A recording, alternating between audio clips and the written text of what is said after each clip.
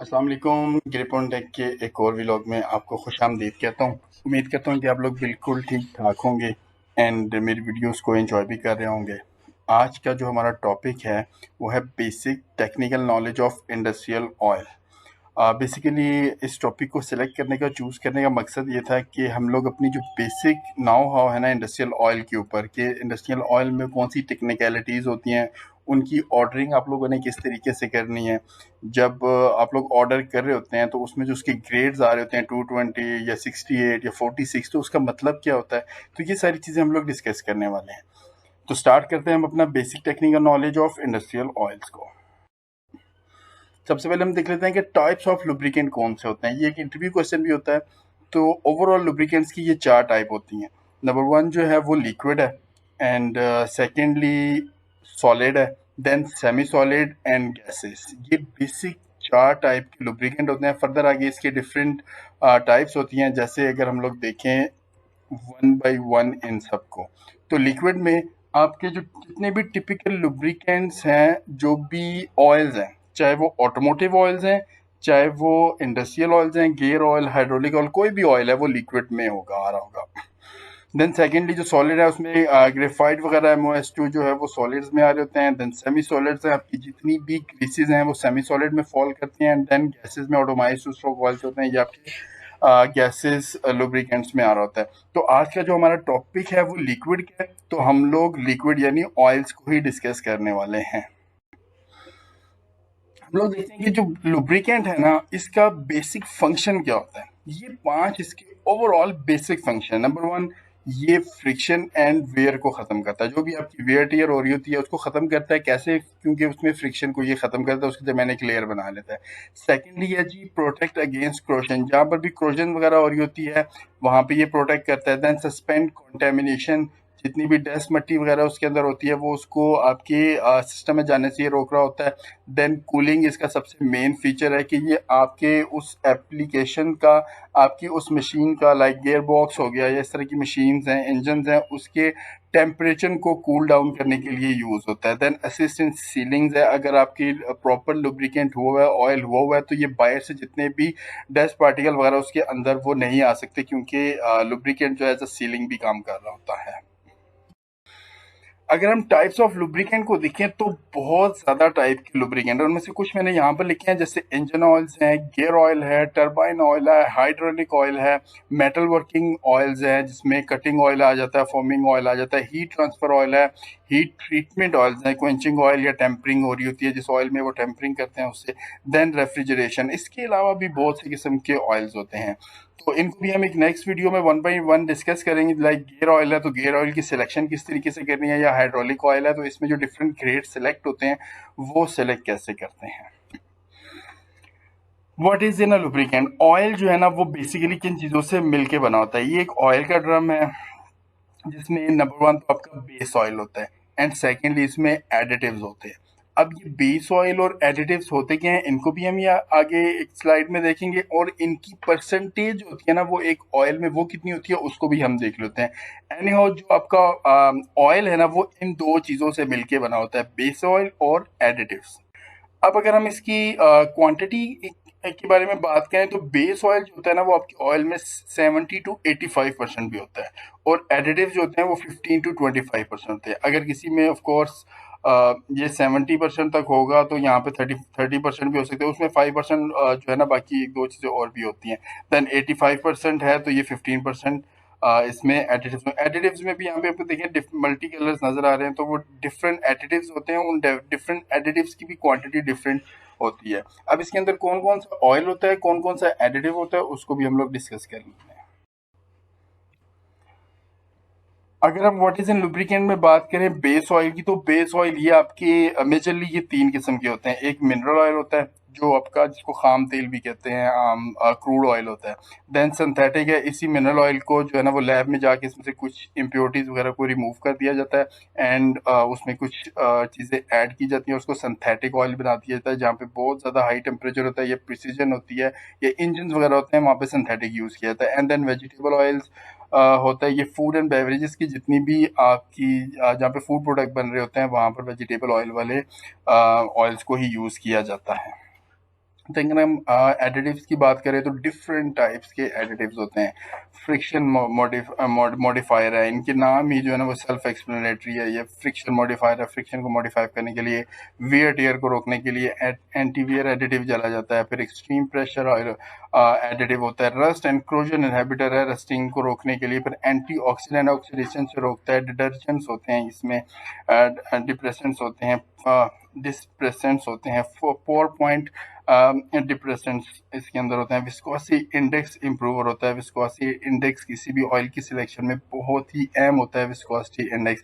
Then anti foaming agent होता है, जो आपका ऑयल होता है उसमें डिफरेंट एक झाग सी बन जाती है, उसको ख़त्म करने के लिए, उसको रोकने के लिए एंटी फोमिंग एजेंट्स इसके अंदर डाले जाते हैं।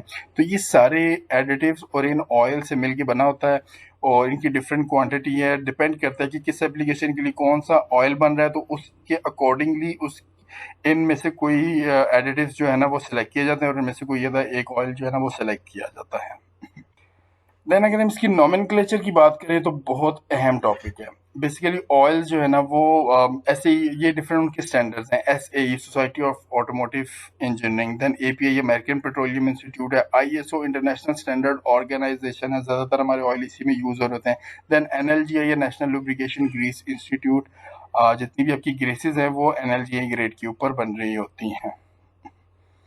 बेसिकली ऑयल की जो सिलेक्शन हो रही होती है ना वो इसकी काइनेमेटिक विस्कोसिटी के ऊपर होती है। काइनेमेटिक विस्कोसिटी क्या होती है? How thick a fluid is, कि उसकी थिकनेस कितनी है, कितना मोटा ऑयल है। जैसे जैसे ऑयल की थिकनेस बढ़ती जाएगी वैसे वैसे उसकी विस्कोसिटी ऑफ कोर्स बढ़ती जा रही है। देन ISO जो है ना, इस विस्कोसिटी हम ये मिलीमीटर स्क्वायर पर सेकंड में लेते हैं और ये सेंटीस्ट्रोक्स में आमतौर पर मेजर की जाती है। अब जितने भी आपके इंडस्ट्रियल लुब्रिकेंट होते हैं उनके विस्कोसिटी ग्रेड जो है ना वो ISO VG ग्रेड्स में उनको डिफाइन किया जाता है। ISO VG ग्रेड में डिफाइन किया जाता है और वो कितनी विस्कोसिटी है उसकी 40 डिग्री सेंटीग्रेड पे उसके अकॉर्डिंगली उसका नॉमेनक्लेचर होता है। ये भी एक हम लोग डिस्कस भी करेंगे। नॉमेनक्लेचर में हम आगे चलें तो इंडस्ट्रियल लुब्रिकेंट्स जो होते हैं, जितने भी आपके गियर ऑयल हैं या आपके हाइड्रोलिक ऑयल्स हैं, उनकी ग्रेडिंग इस तरीके से की जाती है। ISO VG32, ISO VG100, ISO VG220। अब ये है क्या चीज? हम डिस्कस करते हैं ISO VG220 को। ये लिखा हुआ है ISO VG220। अब इससे बनता क्या है? इसमें जो सबसे पहले ISO है ना, ये ऑफ कोर्स ये स्टैंडर्ड है, इंटरनेशनल स्टैंडर्ड ऑर्गेनाइजेशन का। Then VG stand for V for viscosity, G for grade, यानी ISO विस्कोसिटी ग्रेड 220 जो है वो इसकी विस्कोसिटी है एट 40 डिग्री सेंटीग्रेड। अगर हम यहाँ पर देखें ISO VG तो mid point viscosity at 40 degree centigrade जो है ना वो इसकी 220 है। फिर काइनेमेटिक विस्कोसिटी की लिमिट होती है एट 40 डिग्री, मिनिमम कितना होगा इसकी विस्कोसिटी 198 और मैक्सिमम जो है ना वो 242 तक ही इसकी विस्कोसिटी जाएगी। ये इसकी मिनिमम मैक्सिमम लिमिट है। फिर पहले ये एग्मा ग्रेड्स भी यूज होते थे, ये उसका फॉर्मर उसका इक्विवेलेंट है। अगर आपके पास एग्मा ग्रेड है तो 5 है तो वो आपका जो है ना वो 220 बन रहा है यहाँ पर। तो एनीओ जो आप लोग डिमांड करते हैं ना कि हमें 220 का ऑयल चाहिए या 46 का ऑयल चाहिए, 68 का ऑयल चाहिए, वो बेसिकली उसकी विस्कोसिटी होती है। जैसे जैसे आपकी एप्लीकेशन हैवी होती जाती है वैसे वैसे आपको हाई लोड के ऊपर आपको विस्कोसिटी ग्रेड भी ज़्यादा हैवी चाहिए होता है। देन अगर हम नॉमेनक्लेचर में बात करें ऑटोमोटिव की, for automotive lubricant it is slightly more complex. इसके जो बड़े कॉम्प्लेक्स होते हैं, इसके 2-3 किस्म के जो है ना वो ग्रेड्स होते हैं। हम जो SE ग्रेड्स होते हैं ना वो नॉर्मली ऑटोमोटिव होते हैं, इंजन ऑयल्स के जो है ना वो यूज हो रहे थे उसमें। अब SE ग्रेड्स जो लिखा कैसे जाता है, वो लिखा जाता है SAE XW-5, मतलब 5WY की जगह जो है ना वो 40 आ जाएगा, 5W40। हम लोग एक को डिस्कस ही कर लेते हैं। SAE 5W40 ये SAE ग्रेड है। अब इससे बनता क्या है? अब ये देखें XW, तो X is related to low temperature viscosity, W for winter. आपकी X वाली जो विस्कोसिटी है ना ये 5, ये आपकी लो टेम्परेचर पे है और Y is related to high temperature. अब ऐसे ही तो इसका ग्रेड हो गया कि ये सोसाइटी ऑफ ऑटोमोटिव इंजीनियरिंग का ग्रेड है।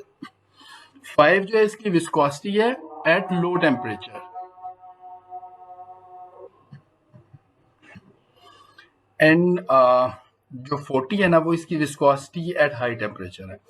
अब ये वाले जो ऑयल होते हैं ना जिसमें 5W40, अब 2 ग्रेड्स हैं, ये ऐसी जगह पे यूज होते हैं जहाँ पे टेम्परेचर विंटर्स में भी आ रहा होता है और समर में भी आ रहा होता है, यानी वहाँ पे सर्दियाँ भी आ रही होती हैं और गर्मियाँ भी आ रही होती हैं। वहाँ पे हम ये डबल ग्रेड वाले ऑयल्स को यूज़ करते हैं। इसमें मोनोग्रेड ऑयल भी होते हैं, वो मैं आपको अभी नेक्स्ट स्लाइड में बता दूंगा।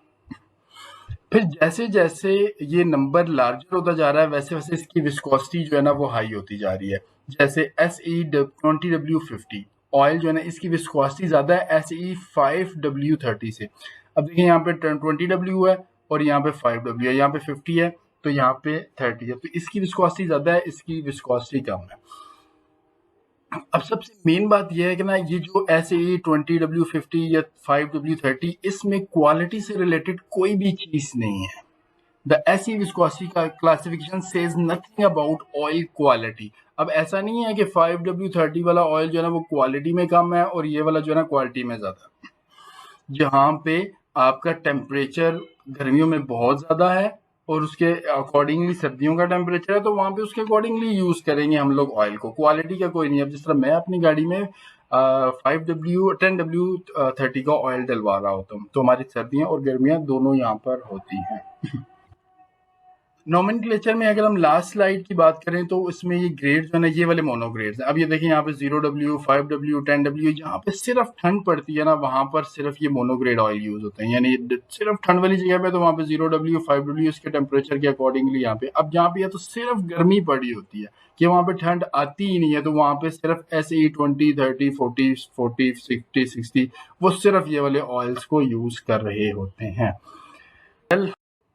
उम्मीद है कि आपको आज का जो टॉपिक है और ये टेक्निकलिटीज थोड़ी सी हमने जो डिस्कस की नोमेनक्लेचर ये आपको पसंद आया होगा। अगर ये पसंद आया तो प्लीज़ आपने मेरे चैनल को सब्सक्राइब भी ज़रूर करना है, शेयर भी करना है, कमेंट करके मुझे बताइएगा कि आपको कैसा लगा एंड लाइक भी ज़रूर कर लीजिएगा। अपने चैनल ग्रिप ऑन टेक का ज़रूर ख्याल रखिएगा। अगली वीडियो में आपसे मुलाकात होगी। अल्लाह हाफिज़।